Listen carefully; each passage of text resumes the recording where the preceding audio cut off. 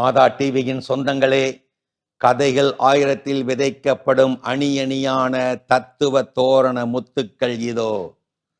முன்னே செல்பவரை விட்டுவிடுங்கள், பின்னால் வருபவரிடம் மட்டும் கொஞ்சம் எச்சரிக்கையாயிருங்கள். ஏனென்றால் அவரால் தான் உங்களை முந்தி செல்ல முடியும். வெட்டாதீர்கள் மழை தருவேன் என்கிறது மரம், வெட்டுங்கள் மழை நீரை சேமிப்பேன் என்கிறது குளம். ஆன்லைனில் கிடைக்கும் அன்பும் ஆண்ட்ராய்டு போனில் கிடைக்கும் சார்ஜும் அதிக நேரம் நீடிப்பதில்லை. தோசைகளின் எண்ணிக்கையை சட்டினியின் தரமே நிர்மாணிக்கிறது. கல்வி சாலையில் கல்வி கற்க புத்தகங்களை விட நோட்டுகளே அதிகம் தேவைப்படுகிறது. மதிப்பே இல்லாத பூஜ்ஜியத்தை உலகத்திற்கு அறிமுகப்படுத்தி தன் மதிப்பை கூட்டிக் கொண்டதுதான் இந்தியம். பாம்புக்கு காது கிடையாது என்றால் தவளை எப்படி தன் வாயால் கெடும்? சொல்லுங்க. சந்தோஷமாக உள்ளவனிடம் மட்டுமே இந்த உலகம் நலம் விசாரிக்கும். கஷ்டத்திலே இருப்பவனோட தொலைபேசி எண் கண்டிப்பா பழைய செல்போனோட தொலைஞ்சு போயிருக்கும். நாம் நிராகரிக்கப்படும் இடத்தில் நம் கோபத்தை காட்டுவதை விட சிரித்த முகத்தை காட்டுவதே மிகச்சிறந்த பதிலடி. பழகிய மிருகங்களிடம் இருக்கும் பாசம் கூட சில பழகிய மனிதர்களிடம் இருப்பதில்லை.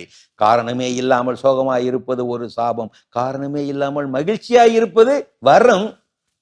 திருக்குறளை வாழ்வதற்காக படித்தவர்களை விட 2 மார்க் வாங்கறதுக்காக படிச்சவங்க தான் அதிக பேர்.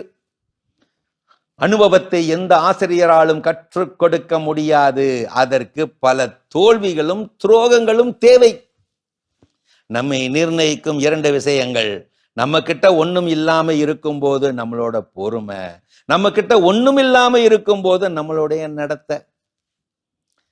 500 ரூபாய் சம்பளம் வாங்கும் போது இருந்த பற்றாக்குறை 1 லட்சம் ரூபாய் சம்பளம் வாங்கும் போதும் இருந்தா நாம தான் வாழ தெரியாம வாழ்றோம்னு அர்த்தம்.